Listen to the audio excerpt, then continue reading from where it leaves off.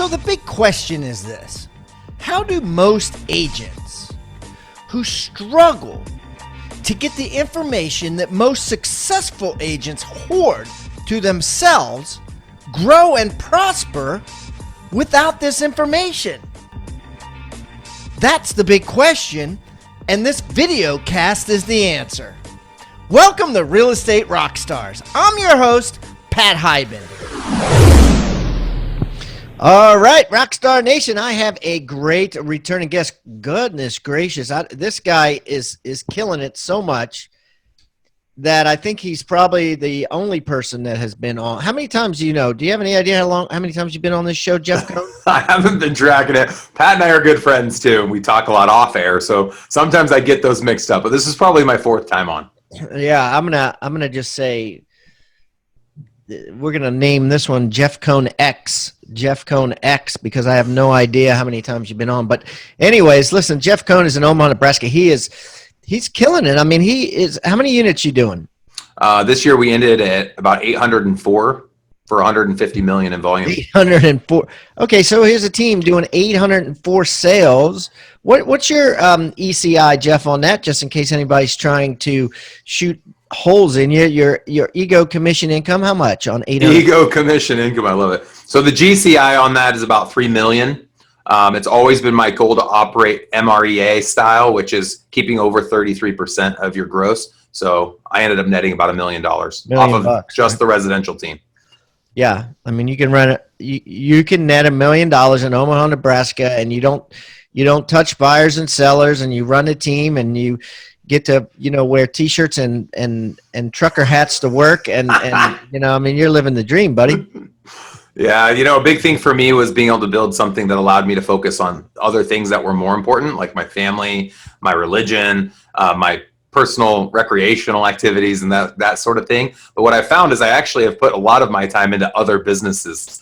That's where I have a lot of passion. And so I started a coaching company last year, Elite Real Estate Systems, which has been a really big thing for me. I know Pat, a lot of people don't tell Pat this, especially on air, but Pat has a huge passion for bringing information to agents across the country so that they can actually exude change in their business and see the results of it in their lives. And so that's exactly what our mission is as well, is help people learn by engaging change or creating change. A lot of people want change, but they don't do anything. And so, of course, nothing happens. So Elite Real Estate Systems was created to help show agents a different way to build a team in this scale, in this world of real estate that's ever changing. Right, Pat? Yeah.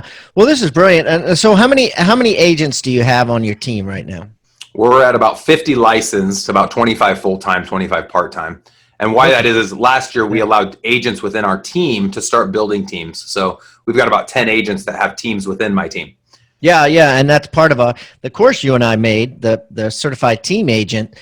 We have a whole chapter called Mini Teams, which is, we sat down with your one agent, I think Mike, and went over with his two agents and how he started his own team and team within a team.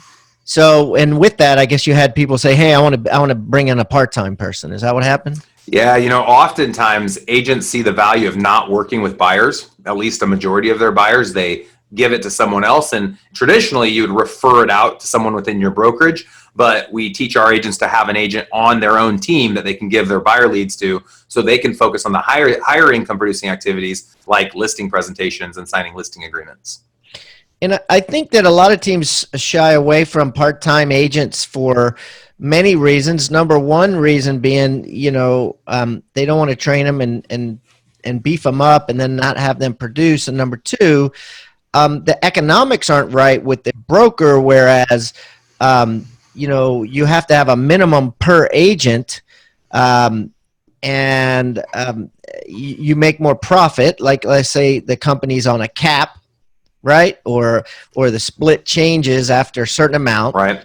Some form of a cap. And so as a part-time agent, you're never hitting that tipping point where you as the team leader make more profit per deal. So they're like, it's not worth it. So talk to me about that. How were you able you're dead on. You're right. So like within most businesses, especially real estate, I see, if an agent's not doing more than 10 deals a year, then the brokerage can't be profitable. We've found ways to be profitable off part-timers that do 10 deals or less. One of those ways is transaction fees. So that part-timer that only does 10 deals will get a $600 transaction fee on a buy side and a $1,000 transaction fee on the sell side. So you had 10 deals. That's it. Okay, That's another. Stop it right there. Okay.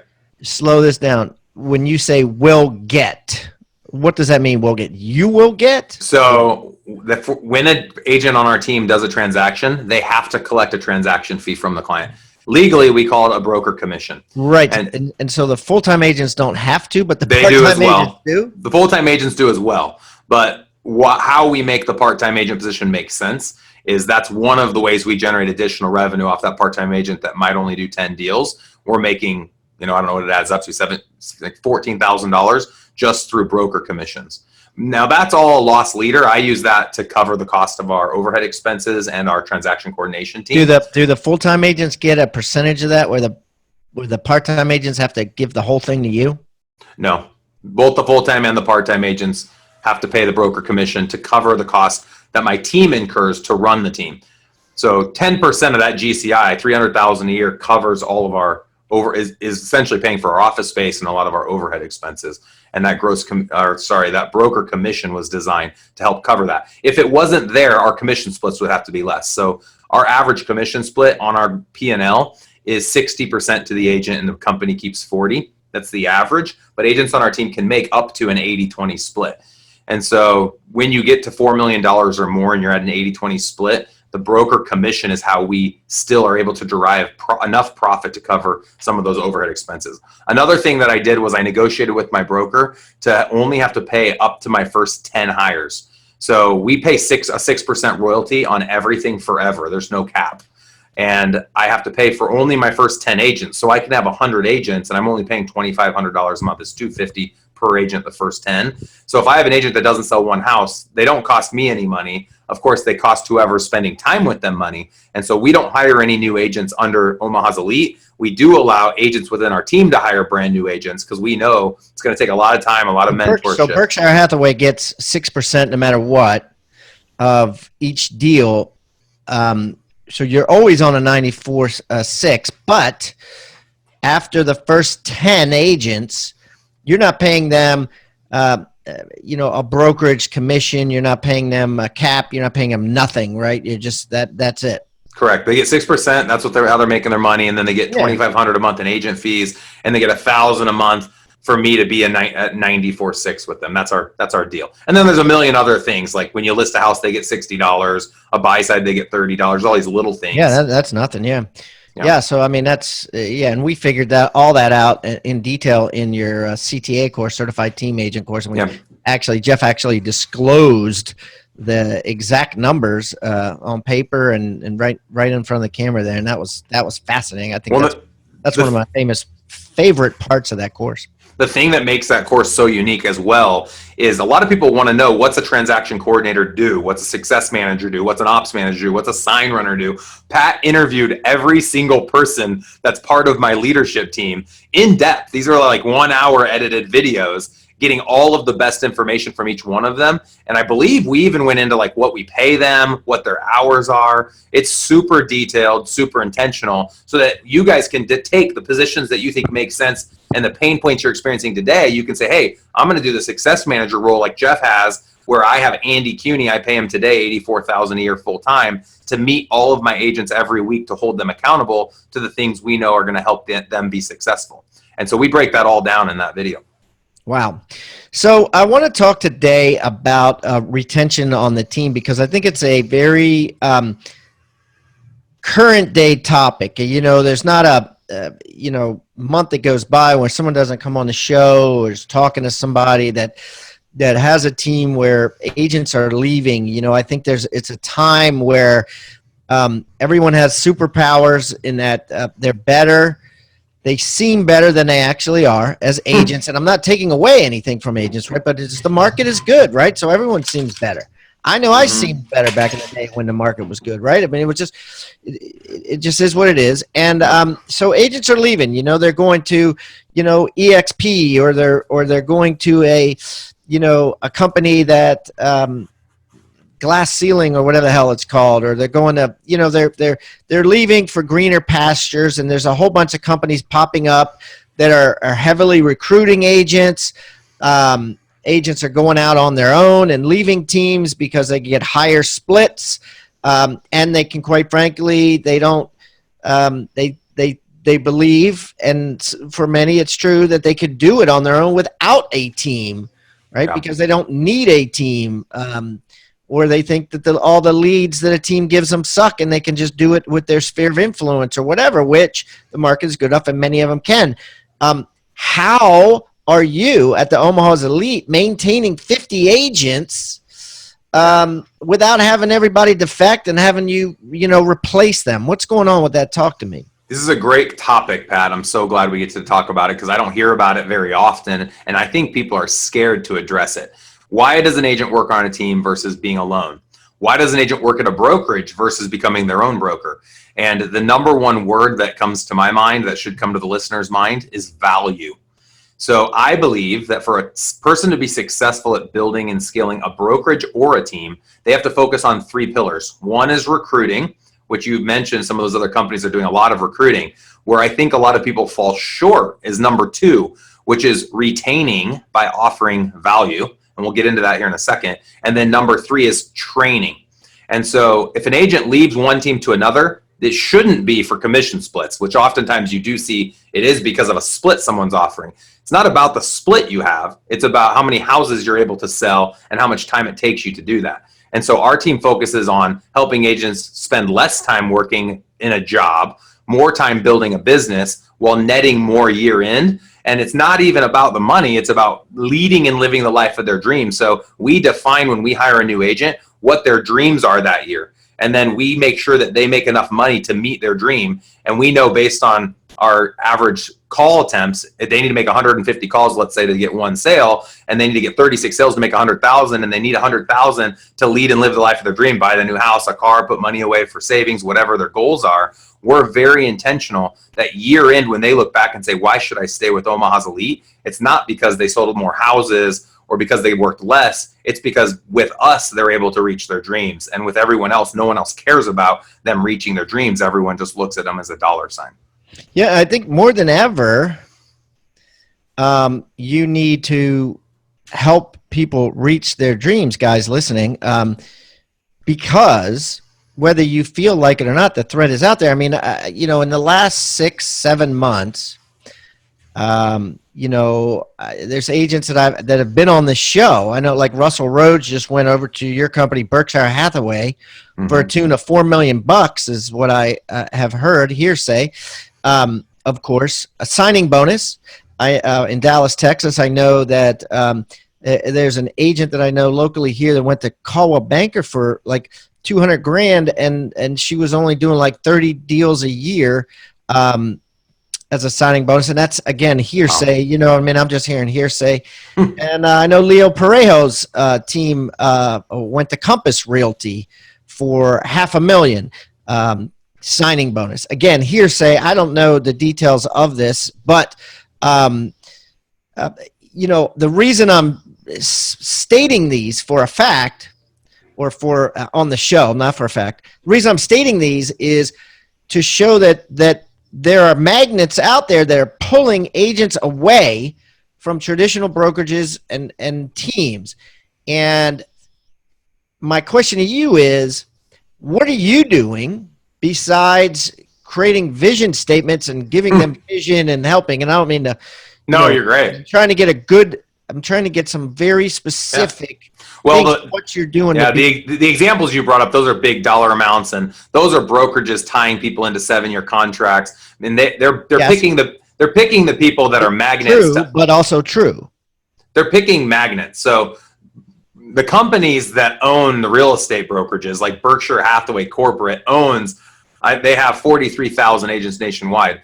It's a business, so they need to attract talent to attract talent, and they're buying that business. The agents that choose to make those moves know that they can be as successful on an island or within the brokerage. So you put me, I want to be with Berkshire. They're number one in my marketplace. They have a great brand in Omaha. They have a great brand nationally, but I could be on an island at Jeff Cohn Real Estate Company, I believe, and still sell the same amount of real estate.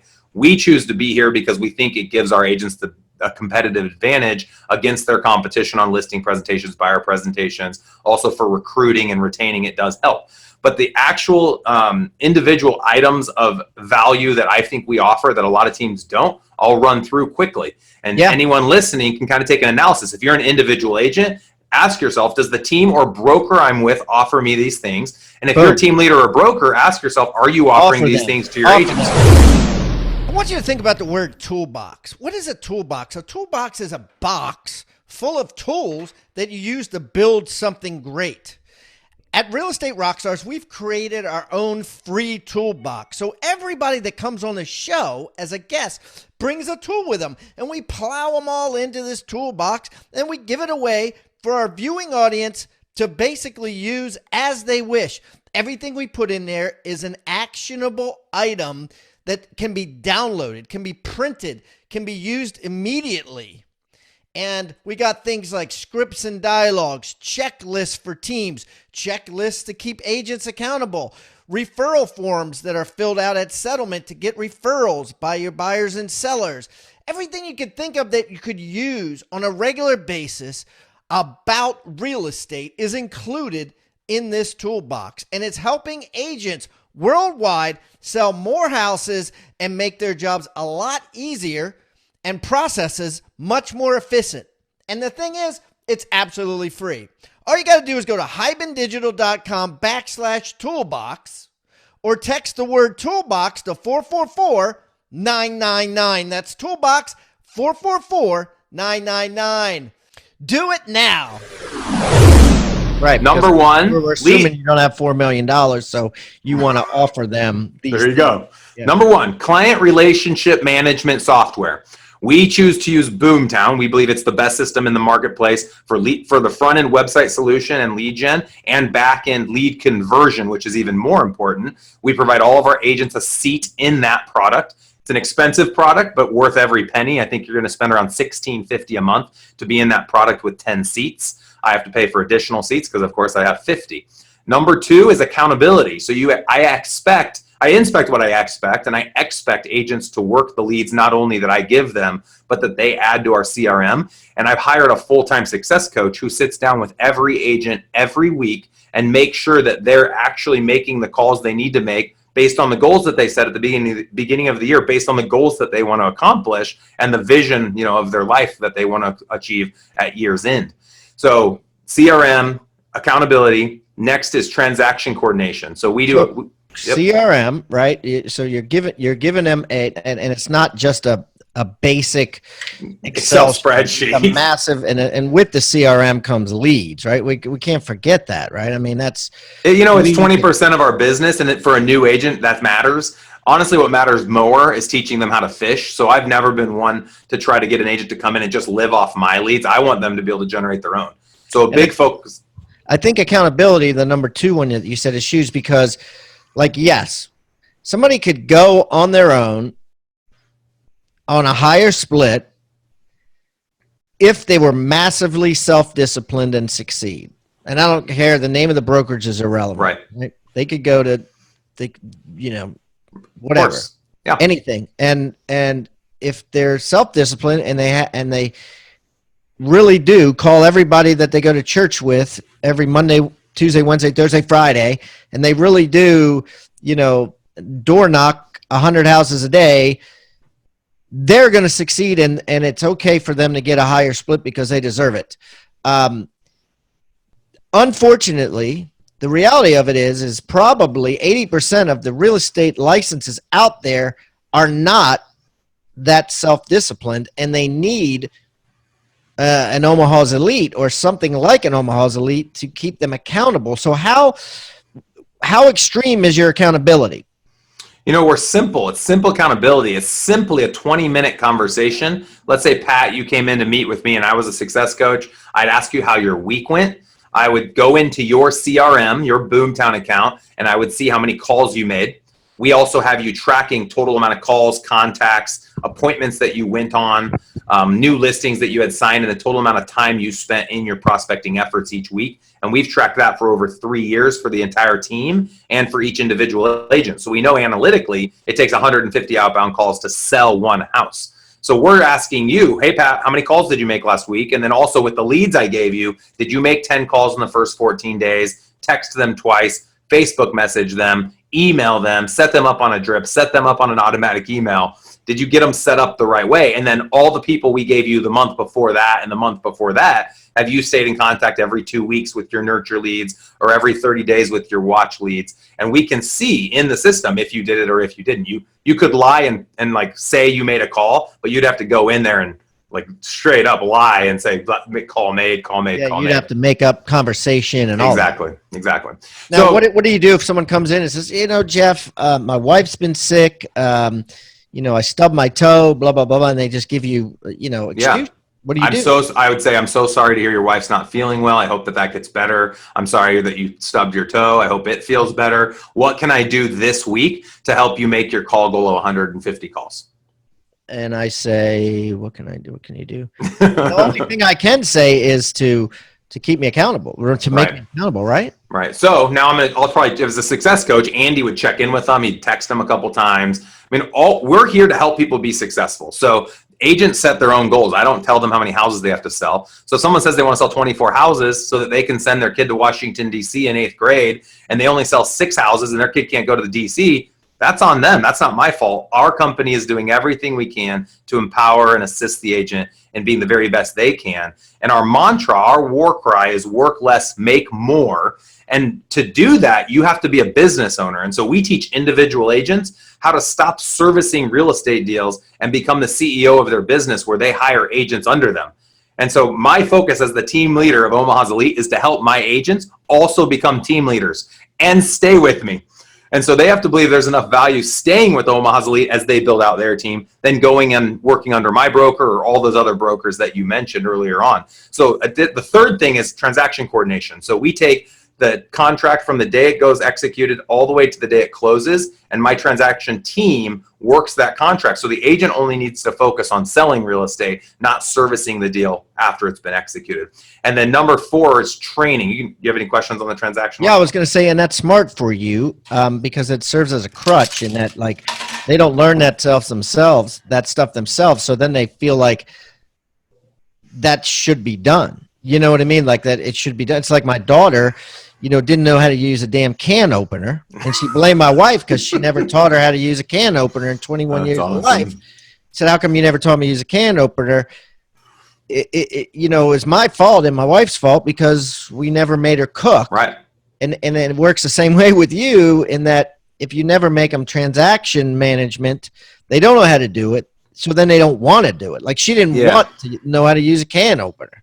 Yeah. It was a pain in the ass for her to use a can opener. So that's right. Awesome. So they don't. They don't want to, right? And then they're like, you know what? I like it because he takes care of all the shit. I don't know how to deal with it. So, if we want to talk the selfish intention, had nothing to do with trying to make it so that they didn't want to leave because then they lose the transaction coordination. Like I said earlier, they're collecting $600 every buy and $9.99 every sell to cover the transaction coordinator. If their client won't pay that, they have to pay it so that they can have access to the transaction coordinator team. Anyone that's willing to spend that much can find someone in their own office for $200 or $300. So that's not the goal. And we both know it makes them more dollar productive if that's the goal. They're not doing it. They're going to sell more houses. Hopefully, when they take the time they save by not doing it and spend it prospecting and going on appointments and doing the activities we know will help them be successful. Now we've added to those activities recruiting. We now have our agents within our team recruiting their own agents. Some of them have their own admins. Some of them have virtual assistants. Some of them do lead gen and spend a couple $1,000 a month on lead gen.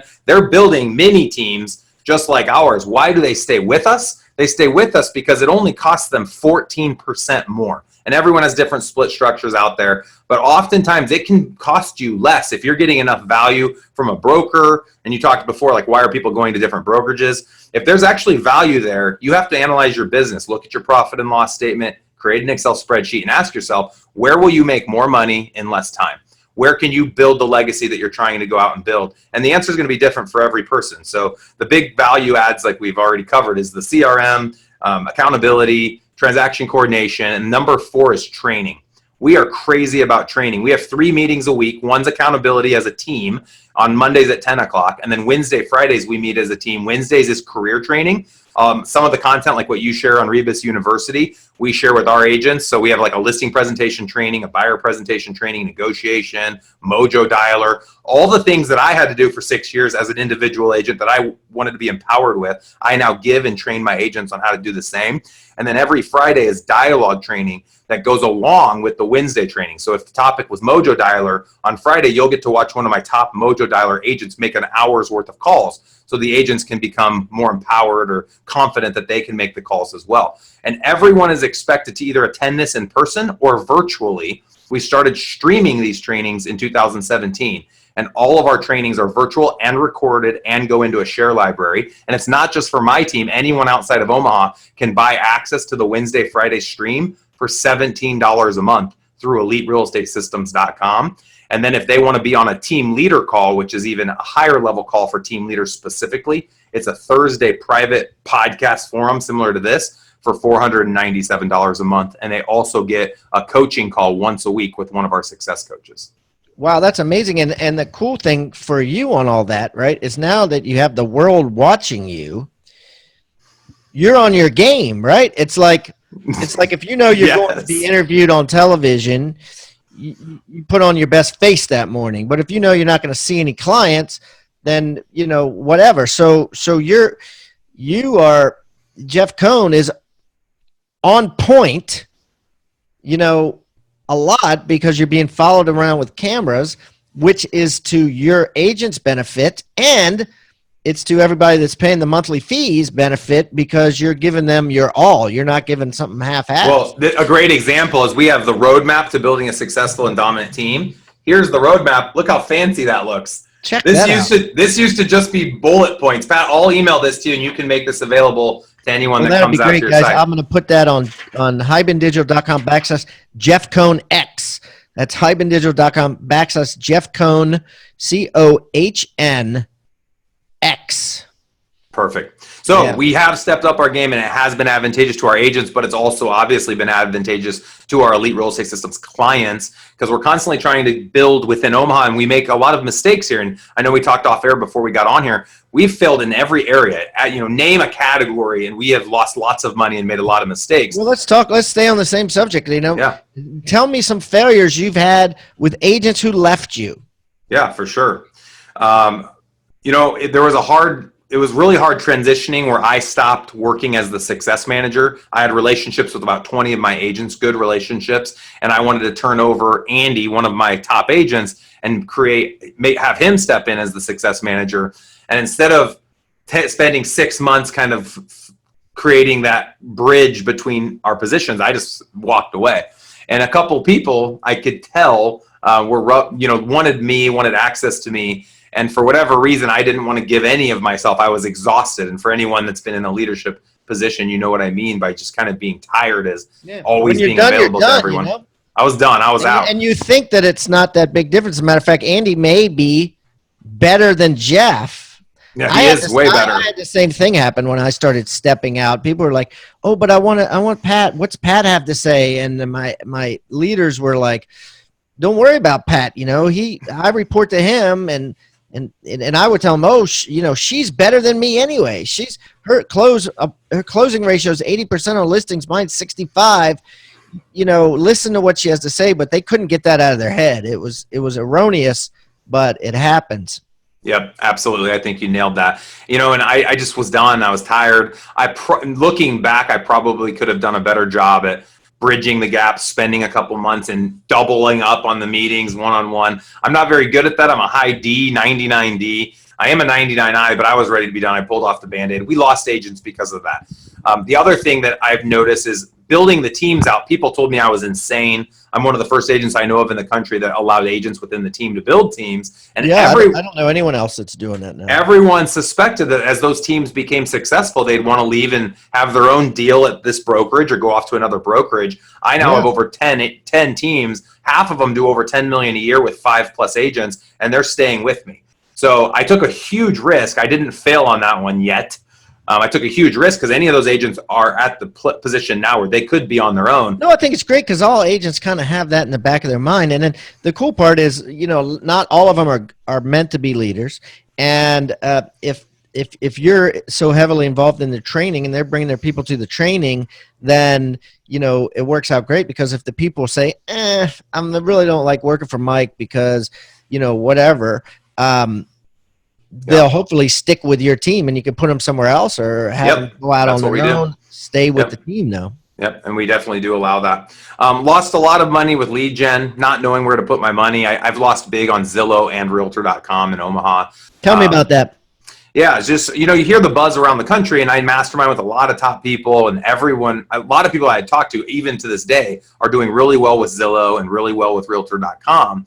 But we've been tracking our return on investment for 6 years. In the beginning, my money all went to Google Ads. And on Google Ads, I make 10x return. So I spend $10 to get one lead to register, and I need about 33 leads to register to convert one deal at a 3% conversion ratio. So I spend $330 to get one deal executed, and I make $5,700 on that executed transaction, of which I keep half. So every time I generate the lead, I split it 50-50. Okay, wait a minute. So you get $10 to get the lead. Yep. And then how much money does it cost to get the appointment? And that's 10 clicks. So 10 people come to the site, one registers, 1 out of 10. It costs me $10. Yeah. I need 33 leads to get an executed contract, not just the appointment. It costs you $330, which is still chump change compared to $5,700. And I'm not paying it. My marketing service agreement partners are covering the cost of my lead gen. So I had clarity around this. I'm like, I'm spending, my partners were spending. I would want to spend $300,000 on that. Thank you. So that's exactly what I'm doing. So what I have found to be my Achilles heel is having the right agents to work those leads. So I should be at 300 agents today. I have the leads for 300 and the system. I don't have the agents that are willing to work full-time, work internet leads, grind it out day in and day out. It's a challenge to find talent. And so my dysfunction was I had too many leads. And so what I found is you want to give your agents, if you're doing internet leads, you want to give them around 30 to 35 internet leads a month. If you give them 60, they'll convert 1. If you give them 30, they'll convert 1. If you give them 15, they'll convert 1 every 2 months. But my issue was I was giving too many leads. As I started to have more clarity about how to create the leads, leads was easy. The hard thing is lead conversion. It's not the sexy topic. No one wants to talk about it, but it's the thing that actually defines if a team's successful or is not with internet leads. Wow. Yeah. This is good stuff, man. This is good stuff. So what else is new? What new technologies, apps, software are you guys using that's bringing in commissions? Yeah, so the next thing's virtual agents. So we've got team leads within my team. We have individual agents, and then we have sub agents. 2018 is going to be our year of virtual agent. So tell me what virtual agent. So any agent licensed in Nebraska or Iowa today can be on my team and never step foot in my office one time. And they'll still get the same accountability, the same training, the same transaction support as any other agent that's physically in my space. They can get an 80-20 split. So independent of the production level that they're at, they'll start out at an 80-20 split. And they'll then have the umbrella of Omaha's Elite Real Estate Group and Berkshire Hathaway. They'll have access to all of our intellectual property in our library. They'll have access to all of our live stream video content that we produce through Elite Real Estate Systems. And why we created this is we see that the wave of the future is going to be offices that are virtual. So agents aren't wanting to go to a physical space. That's like why you've seen EXP gain so much traction. A lot of Z-Gen and millennials don't necessarily want to have to go and report every single day like, the old school baby boomer generation maybe was used to doing in corporate America. Maybe they're good going in once a week to pick up a check, which who's picking up checks anymore anyways? We do direct deposit on all of our commissions. I want you to think about the word toolbox. What is a toolbox? A toolbox is a box full of tools that you use to build something great. At Real Estate Rockstars, we've created our own free toolbox. So everybody that comes on the show as a guest brings a tool with them, and we plow them all into this toolbox, and we give it away for our viewing audience to basically use as they wish. Everything we put in there is an actionable item that can be downloaded, can be printed, can be used immediately. And we got things like scripts and dialogues, checklists for teams, checklists to keep agents accountable, referral forms that are filled out at settlement to get referrals by your buyers and sellers. Everything you could think of that you could use on a regular basis about real estate is included in this toolbox, and it's helping agents worldwide sell more houses and make their jobs a lot easier and processes much more efficient. And the thing is, it's absolutely free. All you got to do is go to hibandigital.com/toolbox or text the word toolbox to 444-999. That's toolbox 444-999. Do it now. So here's, I had Steve Murray on the show, and we had this discussion, and I know you know Steve, and I said, I asked him basically what you just stated. I asked him if he saw that in the future, and he said no. He said the reason is because agents like to come together and talk and meet and learn together. This is fascinating. So right now I've heard that in the United States, typically at 16, you get your driver's license. I heard driver's licenses at 16 is the lowest it's ever been because people are coming together and learning together and socializing together on these. So no one's getting their driver's license anymore. Also, you can Uber. You don't need to. Especially that too, right? Especially with ride shares now, you can Uber. That too. Like my kids will, the other night I came home and there was freaking like 8 kids here. I call them kids. They're all like 21, 22 doing shots. And I'm like, you guys, how are you getting? They're going to downtown Baltimore. I'm like, what's going on? They got 2 Ubers. They split the freaking thing 8 ways on their phone. It was like $6 for a ride to Baltimore. No one has to drive. So it's a no-brainer. That's why they don't have to get their license. When you and I turned 16, we wanted to have driver's licenses so we could see girls. So we could go out and have fun with our buddies, go play paintball, whatever the thing was as a kid. Thing too was like, look at me, I have a car. I'm empowered by this. Right. Today, people are staying connected virtually. So this is the whole point, and this is where I would disagree with what Steve had said. I believe that people can come together virtually. Look at us right now. Look at our audience right now. You have tens of thousands of people listening to these podcasts. They're coming together across the world virtually. That is the future. That is what you're going to see. And it's not just going to be in residential real estate. It's going to be in everything that has a brick and mortar today. There's going to be a virtual element to it. Shopping, everything, every business that you see. Food. People say, well, food doesn't get affected. Are you kidding me? And right now in bigger cities, in Omaha, we don't have it, but there's Uber with food. Like, they'll bring your food to your house in 30 minutes. Uber Eats. Dude, it's so freaking cold here now that's my wife wanted to go out to dinner. I was like, no. Right. I was like, I don't want to put on clothes and go out to the car. I love this conversation. I want to keep going. So, okay, let's talk about this. So 80-20 split. So you give them a much better split. Let's just say your other guys are on 60-40, which you already disclosed. So they're getting a 20% better cut, providing they don't come to the office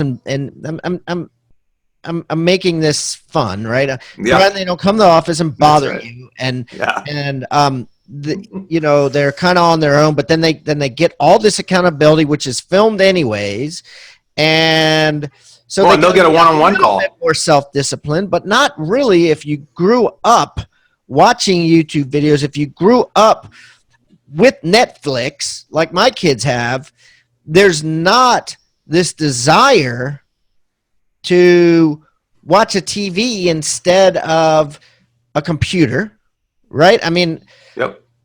Less and less TVs have got to be being sold. I know in my house now I have one. In my other house before this, about 7 years ago, literally I think I counted 8 freaking televisions. It was TV everywhere. So my point is that they're able to live virtually on the computer through the Omaha's Elite to get all the benefits of Omaha's Elite. They get transaction management with that 20%. Everything. You got to collect the transaction fee. What we saw is there's tons of small towns. This is across the entire country. Tons of small towns, and agents can't get support. The brokerage within the town doesn't offer value. So why not become the solution to all those smaller towns? And the only reason I've heard so far is the MLS access. And so the agent that does this would have to pay for their own MLS access. Why? Because the MLS is a different MLS? Yeah. Some states combine That's going to change too. That's going to change, correct? There'll be at the end 10 years from now there'll be like 2. Yep, I agree. That will change as tech continues to advance as well. That's like the board of realtors soliciting because or the MLS, because they don't want to go to business. But at the end of the day, Maris or whatever is in the area is a much better system. So a big thing for us was, how do we offer value to agents across the country through our coaching solution? It's the same way we offer value to agents on our team and why they stay on our team. We provide them training, we provide them accountability, which is what we do for our coaching company. And so that's why in 2018, I thought, why don't we just have virtual agents? So today it's in 2 states. Eventually it could end up being in 50 states, and everything would happen out of our flagship in Omaha. We would be very similar to EXP. We just have to have a broker's license in every state, which honestly is not as hard as we thought it would be. And agents could work for us virtually anywhere in the United States. Yeah, so you're sort of like, instead of the expansion model, which expansion model is go set up pods in other offices, right? Go set up these pods of these mini teams or these bigger teams in offices and incur expenses with that. You're saying, no. I'm the pod. You can be a member of this, but you don't have to belong to this expansion pod or this satellite office, right? Or this. Right. They belong to my pod. You're exactly right. I'm the flagship. It doesn't matter if they live 20 minutes or 20 hours from here. They're going to get all the same value as if they were in my office. So it's not expansion. Well, that's not a defined word in the dictionary that's real estate related. It's just a term that's been used, a slang term almost. It's not really expansion. It's just we're taking down the barriers, making your team bigger. Yeah, it's just adding agents to my team. And it's no different than a brokerage. I mean, you have Berkshire, Keller Williams, or Remax. They're trying to add more offices all over the country. The whole offices thing is going to go away. What they all should be focusing on is a main central hub of ideology and a culture and what they believe every agent within their company should be doing to be successful in the real estate business and to protect their commission and their clientele. I mean, this is very forward thinking. What advice would you have to someone who's starting a brokerage with the idea that they're going to have bricks and mortar, that they're going to have a large training room, that they're going to have a bunch of single offices, and they're going to sign a 10-year lease? I'm making this up. I'm just completely making this up. But make sure you can sublease. That's what my advice would be. So that's a disaster, huh? Right. So everything about that, individual agent offices. Oh, nightmare. Room, no one needs to have individual agent offices. That's a complete joke. What about training room? I mean, absolutely a training room, and that training room should be your main room. So if you come to my space, I can fit about 150 to 200 physical agents. What about if everybody ends up being virtual in 10, 20 years? You think that's possible, or you just think that? Oh yeah, everyone will be virtual. People are still going to want to come to a training room. I don't think people are going to want to physically meet up. I don't think there will be a necessity for it. But what I think you're going to see more of is, I don't think that the brokerages brick and mortar will support groups of hundreds. I think there will be spaces that people can rent out, which they have right now, at like a hotel or something like that, a meetup place, and people will just lease it for an hour. Just because it's more economical. Yeah, it doesn't make sense to have the brick and mortar space. Yeah, if you think about it, lawyers don't, really train every day in their office. I don't know why. Doctors don't, accountants don't, chiropractors don't, insurance salespeople don't, even mortgage, I don't think they do, but agents do. Now, maybe that's because it's a hard job, but selling life insurance is harder. How do they train? I mean, that's a good question. I have an opinion on it. So realtors have to get continuing ed, just like a lot of those other professions you mentioned, and you get a certificate when you do continuing ed. Outside of the once every 2 years continuing ed classes, most agents don't do any training. They don't think that it's valuable because the training that they're receiving is not valuable a majority of the time. So agents will show up physically or virtually if they feel like the information they're using, they can apply the very next day and they can see results from it. Oftentimes the trainings I've gone to, even at conventions, doesn't provide value to me if something I can actually go do in my business and exude change from the activity. So the reason real estate agents, I feel like, are required to go to a physical training, and why we're talking about that, is because the people that are running those teams or those brokerages don't feel like that agent's going to get training on their own and go out and find their own content. and or they don't have a vehicle or a medium that will allow that training to be provided to those agents if they're not in that physical space. So you're going to see a lot more brokerages, a lot more teams adopting the virtual option and be streaming their trainings, streaming their team meetings, making it all available in a video library. I think you're going to see a lot more of that in the future. So a big brokerage can do exactly what you're doing. Should be doing exactly what I'm doing. I'm shocked they're not. EXP would be gone if right now a big broker would listen to this podcast and say, yeah, let's just do a virtual agent. EXP is done. EXP is done. At that point, have a different commission split for the virtual agent. Tell me about it. I don't understand. I don't know much about EXP. I've heard a lot about them recently with people moving to them, but let's not get into all of their splits and all that. No, forget it's a virtual brokerage. There's no physical office. There's no physical office, period. That's it. So why not, if that's what people want, because they're going to get a better split and there's all these other things we won't get into, reach out to EXP if you want more information. Why couldn't right now, every broker in America, someone could step up and say, hey, we'll offer a virtual option, never come into the office, like what I'm doing with my virtual agent idea. A broker could adopt that right now and say, we'll give you an option. I know, like from, for a short period of time in my life, I had a job at Keller Williams with as a regional director, and part of my job at that point was adding offices, right? Adding franchises, and in order for Keller Williams to add a franchise, it had to meet certain criteria. The same way McDonald's, Kentucky Fried Chicken, any of these things. Because I also own a shopping center. I just had a deal fell through in my shopping center from a Murphy's Deli who had signed the lease and then backed out because corporate said there wasn't enough traffic count. Oh, wow. And it really pissed me off last week. But my point on this is the same that I'm having with Keller Williams, is that Keller Williams won't put an office, in a certain area unless there's a certain amount of agents in the MLS and right. transactions and all, which makes sense, right? It doesn't make sense to try to put them in a little remote town because they'll fail. Just like right. Murphy's Deli decided it doesn't make sense to do my shopping center, and they went and signed a lease on a shopping center that had better traffic count. It's the world, right? It was economic, and it was a decision, and maybe it'll be better for Murphy's Deli. Now, what I'm getting at is, so companies that are franchises, Remax, Keller Williams, Berkshire Hathaway, Coldwell Banker, whatever, normally won't go into these small towns. And you're saying now with the virtuality, for lack of right. a better word, they can. Yeah. I don't think they need the brick and mortar. The assumption of a brick and mortar is that it will attract agents. So when you put the right leadership team in place and the right value prop that every brokerage is going to profess that they have, it's going to attract talent. I believe the swing we're going to see over the next 10 years, it's just like the can opener story that you shared.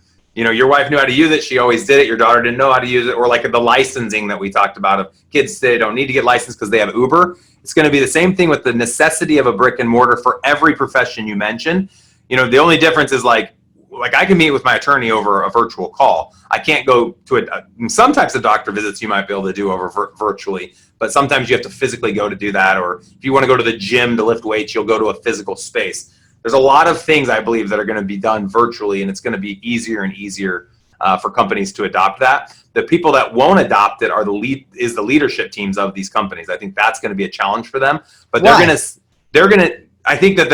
think just because it's always worked, it's like who moved the cheese. The brick and mortar was always necessary to attract talent. So a large brokerage shop isn't going to adopt it until they see that the virtual option's working. It's kind of like Berkshire Hathaway corporate Warren Buffett will say every year when he speaks, they're not going to adopt the smart technology that cars have, electric cars, until they see that it's taking off and that's what the consumer is demanding. So when the agents demand a virtual option, that's where I bet bigger brokerage shops are going to adapt with the curve. Yeah, well, agents will reach out and they'll be in Tupelo, Mississippi, and there's no Remax, Keller Williams, Berkshire Hathaway, nothing in Tupelo. And the only thing in Tupelo are Mary's brokerage that pays the agents, a really crappy split, and Mary's 75 years old. and they're like, I'd love to tap into a franchise. Do you guys offer this? And they say, No, but you know what? I should talk to leadership about that. And they get enough of those, you'll Yeah. think that they'll all get into it eventually. The real interesting, I do think that we're going to see that. The ones that can get in quick enough and save their company, I think the ones that get in too later out are going to be out. Like we've seen with like Blockbuster. I mean, why did Blockbuster not do Netflix or not do Redbox? Like, why did they not have that option? They could have had that. They didn't do it. They thought it would exist forever. It's probably the same sort of concept, right? Like they didn't think, they thought that videos and CDs were so freaking valuable that they wouldn't dare send them through the mail. Right. And then it all became digital streaming. I mean, there was beta, Laserdisc, DVD, and then that was the last thing I think you'd go to Blockbuster for. And now you can still get DVDs in red boxes. That will go away once that more people have internet. I can't believe people still don't have internet. It's sad. But streaming is obviously the way everyone does it today. Of course, yeah. So I think it's the same mentality. We used to have to go to a physical space to go get a movie. Now you can do it virtually. It'll be the same thing with the value. I think that the disconnect and why it doesn't exist today is I think the content is too weak to deliver virtually. I think that a lot of the content that's getting shared and the trainings that are getting shared virtually, I don't think it's strong enough. So they have to do it in a physical space to be able to create the value for the agents. And maybe the more the value for the agents is the camaraderie, the coming together. But you can do all of that in a virtual space. Zoom.com. Zoom will allow up to 100 people to meet virtually, and you can see each other just like this. Super, super inexpensive. You can meet like this, and it's, dude, I feel like I'm in your room right now. 100 people, 100 people, right? And how many trainings does a broker typically have? 10? How many people are typically at a training? 10, 15, 20? So I don't know. I mean, who am I? I'm 36. I'm in Omaha. I don't know.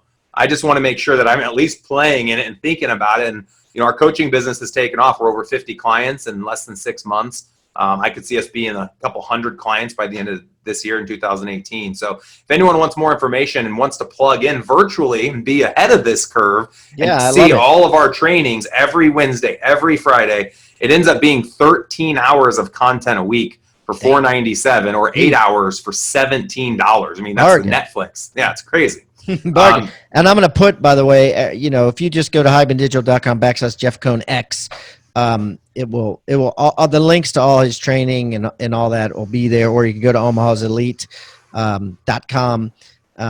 Jeff, everybody that comes on now brings a free gift that we give them for free. Yeah. And what free gift are you bringing for the Rockstar Nation? Oh yeah, you already said that. Roadmap to building a dominant real estate team. Step-by-step process of what I did to go from 80 deals a year by myself to 240 deals within 12 months, over 300% growth. I did that between 2011 and 2012. I will put that on hibandigital.com/Jeff Cohn X. And by the way, it will also be with the Agent Success Toolbox, which is huge now. If you don't have the Toolbox, guys, just get it. It's free. Go to hibandigital.com/Toolbox or text the word Toolbox to 444-999. You will get Jeff's incredible free gift and all the other free gifts from all the other agents that have come on this show. Mr. Cohn, always a pleasure, man. I could talk all freaking day about this stuff. I love it. Thanks for being so candid. Thanks for sharing and bringing all these forethoughts about the future, without insecurities to our show. Because a lot of people are like, oh, I think this, but I don't want to say it out loud. And that's what I appreciate about you is that I'm not scared. You're willing to say it out loud. Thank you, Pat. It's a pleasure. I love being on your show. And I wish the best to your entire audience. Make some changes in your business this year. See change, experience more numbers, live your life, lead and live a huge, abundant life. That's what Pat and I want for everybody listening. So thanks you guys for listening and being a part of this with us. Thank you for watching Real Estate Rockstars. Please give us a review wherever you're watching or wherever you're listening. We eat feedback for breakfast. And I don't care whether you give me a 1-star review or a 5-star review. I just want the review. I want to know what we're doing right and what we're doing wrong. Would love to improve things. Hey, and listen, please subscribe. The more subscribers we get and the more reviews we get, the better guests we'll get for you in the future. Feel free to reach out to me anywhere on social media. Just type in my name. I'm everywhere. And I look forward to meeting you in the digital world. Have a great day, and thanks again for listening to Real Estate Rockstars.